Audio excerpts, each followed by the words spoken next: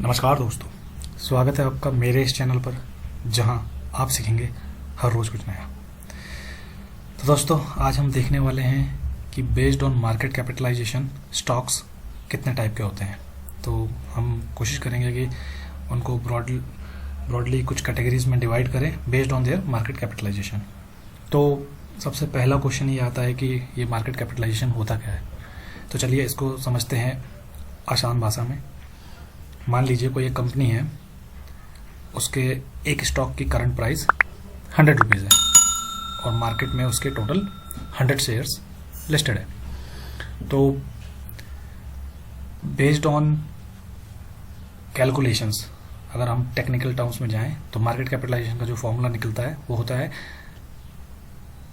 Price of a share that is 100 इस case में into number of outstanding shares, मतलब market में उस कंपनी के कितने शेयर्स अवेलेबल हैं। तो 100 इंटू 100 दैट इज 10,000।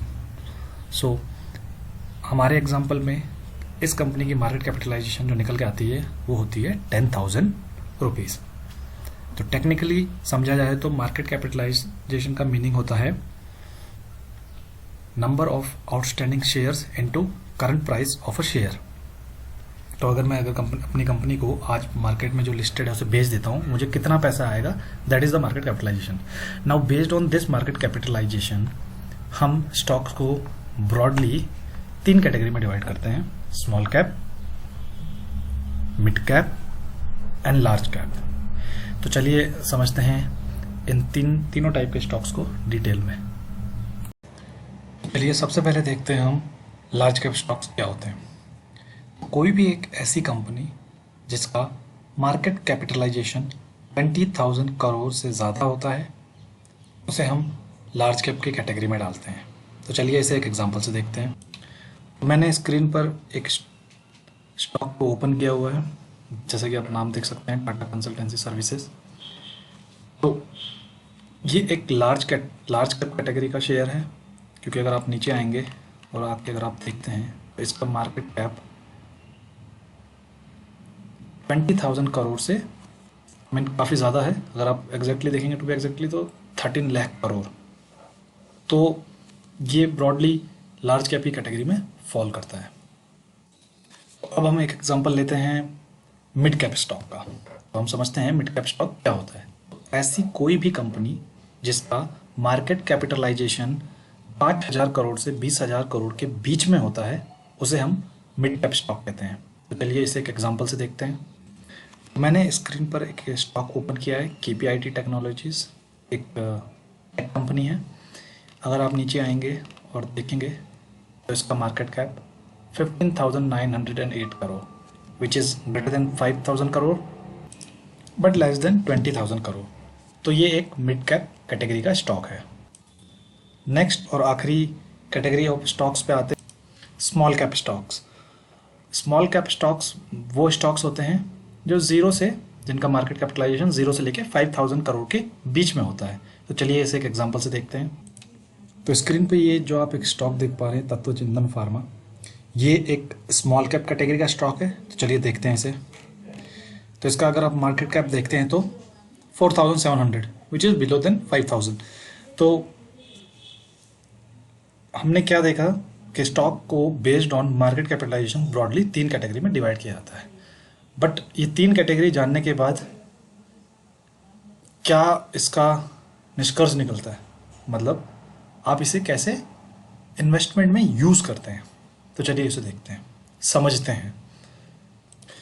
तो जब भी हम कभी स्टॉक मार्केट में इन्वेस्टमेंट करते हैं तो एक रिस्क उससे जुड़ा हुआ होता है।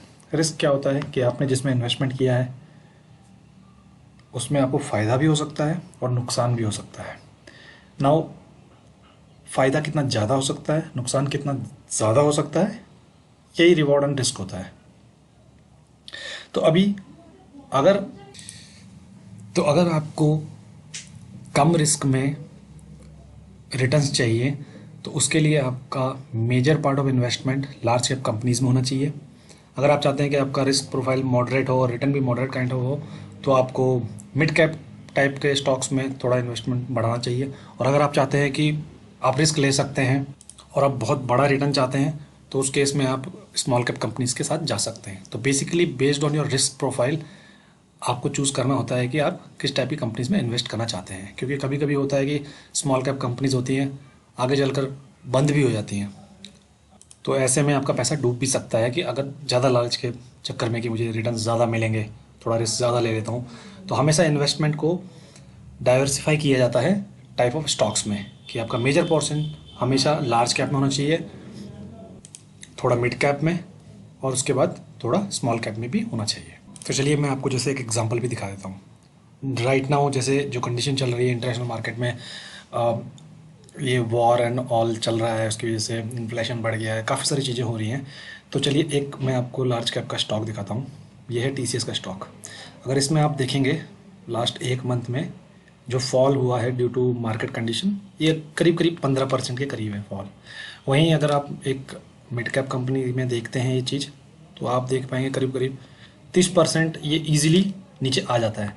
और यही चीज़ अगर मैं किसी एक स्मॉल कैप कंपनी में देखता हूँ तो वो भी करीब करीब 20-30% ये दिखा रहा है। बट कहने का मतलब ये है कि लार्ज कैप कंपनियां जब गिरती हैं तो काफ़ी स्लो गिरती हैं और उनमें फॉल कम होता है, और जो मिड कैप और स्मॉल कैप कंपनियां होती हैं वो 20-30% कभी कभी 50% भी नीचे आ जाती है। तो अगर आप उतना लॉस झेल सकते हैं, बिकॉज जब वो रिकवरी होती हैं तो वो काफ़ी तेज़ी से बढ़ती भी हैं ऑब्वियसली, बट इतना आप रिस्क ले सकते हैं तो ही उनमें ज़्यादा इन्वेस्ट कीजिए, अदरवाइज़ लार्ज कैप में इन्वेस्ट करके आप सेफ रिटर्न निकाल सकते हैं।